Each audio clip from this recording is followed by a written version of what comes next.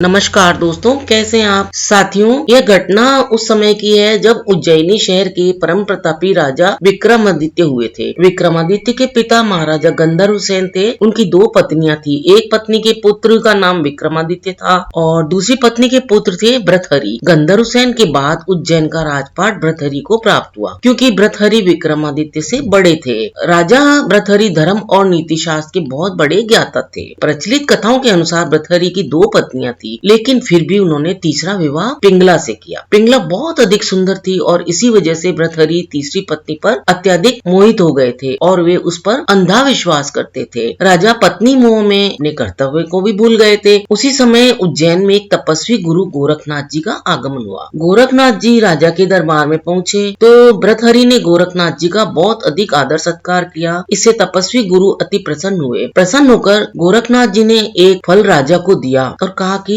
ये फल खाने से वह सदैव जवान बने रहेंगे, कभी बुढ़ापा नहीं आएगा और सदैव उनकी सुंदरता बनी रहेगी। यह चमत्कारी फल देकर गोरखनाथ जी वहाँ से चले गए। राजा ने फल लेकर सोचा कि उन्हें जवानी और सुंदरता की क्या आवश्यकता है। चूंकि राजा अपनी तीसरी पत्नी पर अत्यधिक मोहित थे, अत्यधिक प्रेम करते थे, अतः उन्होंने यह सोचा कि यदि ये फल पिंगला खा लेगी तो वह सदैव सुंदर और जवान बनी रहेगी। यह सोचकर राजा ने वह फल पिंगला को दे दिया। रानी पिंगला भृतहरि पर नहीं बल्कि उसके राज्य के जो कोतवाल थे उन पर मोहित थी। यह बात राजा नहीं जानते थे। तो राजा ने जब वह चमत्कारी फल रानी को दिया तो रानी ने सोचा कि यह फल यदि मैं कोतवाल को दे दूंगी और वह इसे खाएगा तो वह लंबे समय तक जवान और सुंदर रहेगा और उसकी इच्छाओं की पूर्ति कर सकेगा। रानी ने यह सोचकर चमत्कारी फल कोतवाल को दे दिया। वह कोतवाल एक वेश्या से प्रेम करता था और उसने वह चमत्कारी फल उस वेश्या को दे दिया ताकि वेश्या सदैव जवान और सुंदर बनी रहे। और फिर वेश्या ने फल पाकर सोचा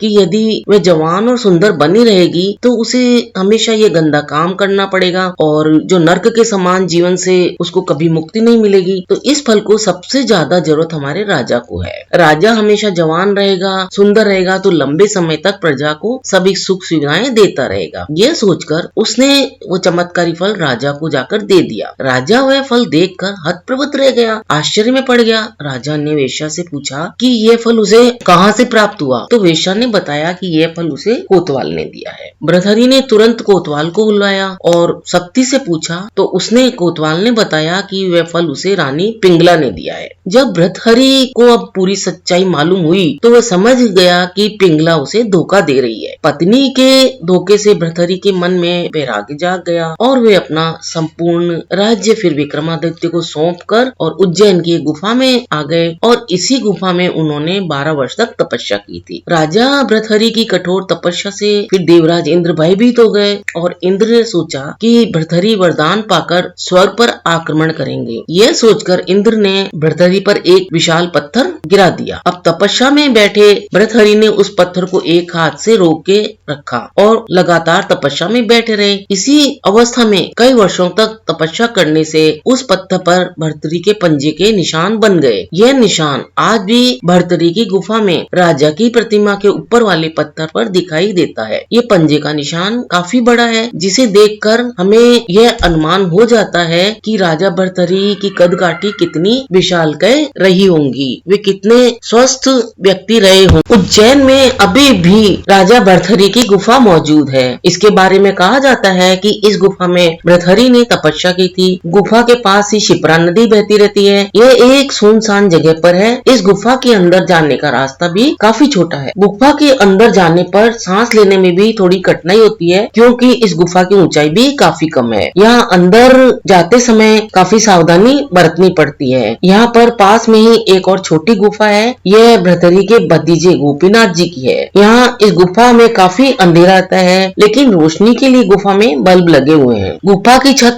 बड़े बड़े पत्थरों के सहारे टिकी हुई है। गुफा के अंत में राजा भृतहरि की प्रतिमा भी है और उस प्रतिमा के पास ही एक और गुफा का भी रास्ता है। इस दूसरी गुफा के बारे में कहा जाता है कि इस गुफा से आगे चारों धाम का रास्ता है। भृतहरि गुफा में भृतहरि की प्रतिमा के सामने एक धुनी हमेशा जलती रहती है, जिसकी राख हमेशा गर्म रहती है। राजा भृतहरि ने वैराग्य पर वैराग्य शतक की रचना की, जो काफी प्रसिद्ध है। इसके अलावा राजा ने श्रृंगार शतक और नीति शतक की भी रचना की। ये तीनों शतक आज भी उपलब्ध हैं और काफी चर्चित हैं, अच्छे हैं और पढ़ने लायक है। इस कहानी में राजा के मन में उसके प्यार और विश्वास को ठेस पहुंची तो वह बैरागी बन गए। उन्हें ये समझ में आ गया कि इस संसार में सभी अपने अपने मतलब से काम रखते हैं, इसीलिए हमें हर परिस्थिति में संयम और धैर्य से ही निर्णय लेना चाहिए। दोस्तों, राजा भर्तृहरि की ये जानकारी आपको कैसी लगी? अगर अच्छी लगी हो तो इसको लाइक, शेयर, सब्सक्राइब करना ना भूलें। अपना अमूल्य समय देकर वीडियो देखने के लिए आप सभी को बहुत बहुत धन्यवाद।